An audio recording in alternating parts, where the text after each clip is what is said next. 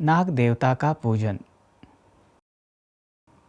पीढ़े पर हल्दी से 9 नागों की आकृतियाँ बनाई जाती है। श्लोक में बताए अनुसार अनंत वासुकी इस प्रकार कहकर एक एक नाग का आवाहन किया जाता है। ओम संकर्षणाय नमः, ओम वासुदेवाय नमः। उसके उपरांत उनका षोडशोपचार पूजन किया जाता है। निजज्ञरे छंदांसि जज्ञरे तस्माद्यजुस्तस्मायन्त एकेचो भयादतः आत्मने त्राहि मां निरयाद् घोरादिपज्ज। उन्हें दूध व खिलों का अर्थात पफ राइस का नैवेद्य निवेदित किया जाता है।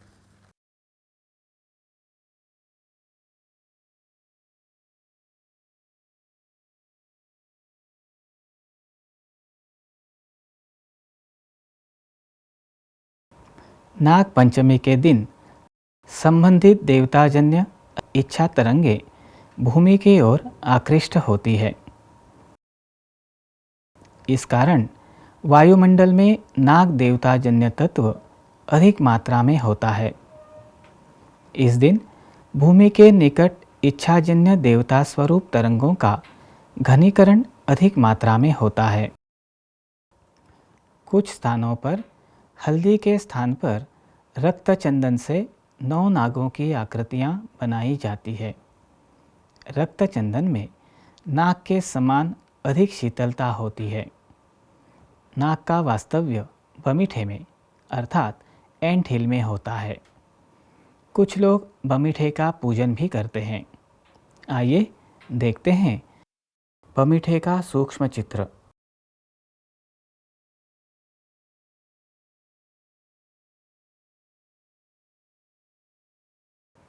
नाग के वास्तव्य के कारण बमीठे में सत्वप्रधान वलय निर्माण होते हैं। बमीठे में सत्वप्रधान कण कार्यरत रहते हैं। बमीठे में रजोगुणी वलय और रजोगुणी कण कार्यरत रहते हैं। बमीठे में चारों ओर शक्ति कार्यरत रहती है।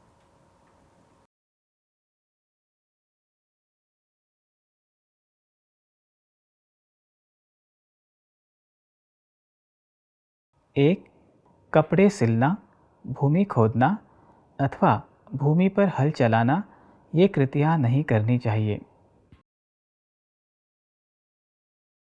2. नाग पंचमी के दिन कुछ भी काटना और तलना नहीं चाहिए तथा चूल्हे पर तवा नहीं रखना चाहिए।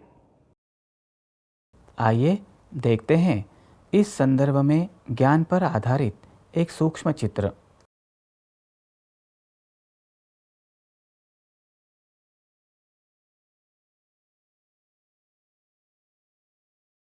इसका कारण यह है कि वातावरण में देवताओं के पवित्र अर्थात चैतन्य के अति सूक्ष्म कण कार्यरत होते हैं। वे भूमि के अति निकट आते हैं। इस दिन काटने जैसी कृति करने से रजतम प्रधान स्पंदन निर्माण होते हैं। ये स्पंदन देवता तत्व के कार्य में बाधा लाते हैं, साथ ही सबके लिए कष्टदायी होते हैं।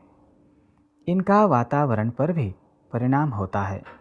इस कारण नाग पंचमी के दिन इस प्रकार की कृति करने वाला व्यक्ति समष्टि पाप का भागी हो सकता है। इसलिए नाग पंचमी के दिन काटना, तलना, भूमि खोदना अथवा भूमि पर हल चलाना ये कृतियाँ नहीं करनी चाहिए।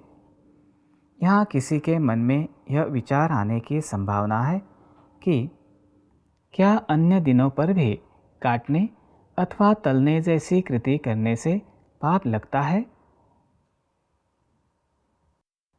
इसका उत्तर है अन्य दिनों पर देवताजन्य इच्छा तरंगें भूमि के निकट नहीं होती।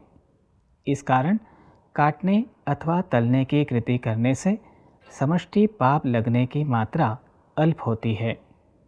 इसलिए कलयुग में सुविधा की दृष्टि से इस कृति को स्वीकृत किया गया है।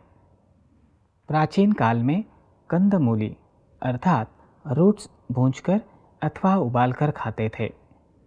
इस प्रक्रिया में काटना, तलना ये कृतियाँ अंतर्भूत नहीं थी। इस कारण व्यक्ति के हाथों पाप होने की संभावना अत्यंत अल्प थी।